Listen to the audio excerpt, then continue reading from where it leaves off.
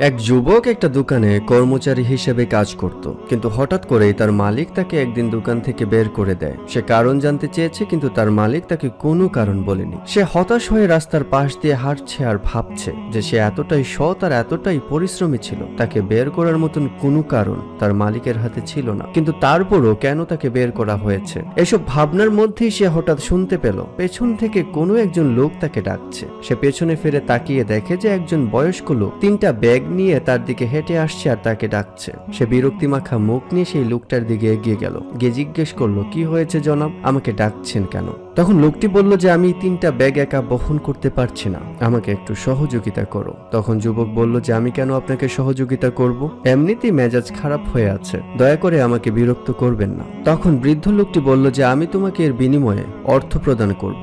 যুবক রাজি হয়ে গেল, বলল যে কিভাবে সহযোগিতা করব বলেন। তখন বৃদ্ধ লোকটি বলল যে আমার তিনটা ব্যাগ আছে, তার মধ্যে একটা ব্যাগ তুমি বহন করো আর দুইটা ব্যাগ আমি নিয়ে আসছি। সে ব্যাগটি হাতে নিয়ে দেখলো অনেক ভারী, জিজ্ঞেস করলো যে এই ব্যাগে কি আছে। লোকটি বলল যে এই ব্যাগে স্বর্ণের কয়েন আছে। যুবক অবাক হয়ে গেল, কিন্তু কিছুই বলল না। সে হাঁটা শুরু করলো। একটা পর্যায়ে আবার ওই লোকটির ডাক সে শুনতে পেল। লোকটি ডেকে বলছে তার আরেকটি ব্যাগ যেন সে বহন করে, এর বিনিময়ে তাকে ডাবল অর্থ দেয়া হবে। যুবকও দুইটা ব্যাগ হাতে নিল, নিয়ে দেখলো এই ব্যাগটাও অনেক ভারী। জিজ্ঞেস করলো এই ব্যাগে কি আছে। লোকটি বলল এই ব্যাগে তামার কয়েন আছে। যুবক তো অবাক হয়ে যাচ্ছে যে এতগুলো অর্থ নিয়ে সেই বৃদ্ধ লোকটি হেঁটে যাচ্ছে, আবার তাও আমাকে খুলে বলছে সব। যাই হোক, হাঁটতে হাঁটতে তারা একটা নদীর কাছাকাছি চলে আসলো। তারপর বৃদ্ধ লোকটি বলল যে আমার যে বয়স আর যে অবস্থা, আমি ব্যাগ নিয়ে নদী পার হতে পারবো না। এক কাজ করো, কষ্ট করে তুমি তিনটা ব্যাগ নাও, প্রয়োজনে তোমাকে আমি অনেক অর্থ দেব। তখন যুবক আর 3 নম্বর ব্যাগে কি আছে সেটা জিজ্ঞেস করেনি। সে ভাবলো কিছু না কিছু তো একটা আছে, জিজ্ঞেস করার প্রয়োজন নেই। তিনটা ব্যাগ নিয়ে সে নদী পার হয়ে গেল। পেছনে ফিরে তাকিয়ে দেখে বৃদ্ধ লোকটি এখনো নদীর মাঝামাঝি অবস্থায় আছে। নদী পার হতে তার অনেক সময় লাগবে। হঠাৎ করে তার মাথায় একটা খারাপ চিন্তা আসলো। ভাবলো যে এই তিনটা ব্যাগ নিয়ে যদি আমি পালিয়ে যাই, এই বৃদ্ধ লোকটি আমাকে জীবনেও ধরতে পারবে না। সে ঠিক তাই করলো, তিনটা ব্যাগ নিয়ে সে পালিয়ে গেল। পালিয়ে সে তার বাড়িতে পৌঁছে গেল।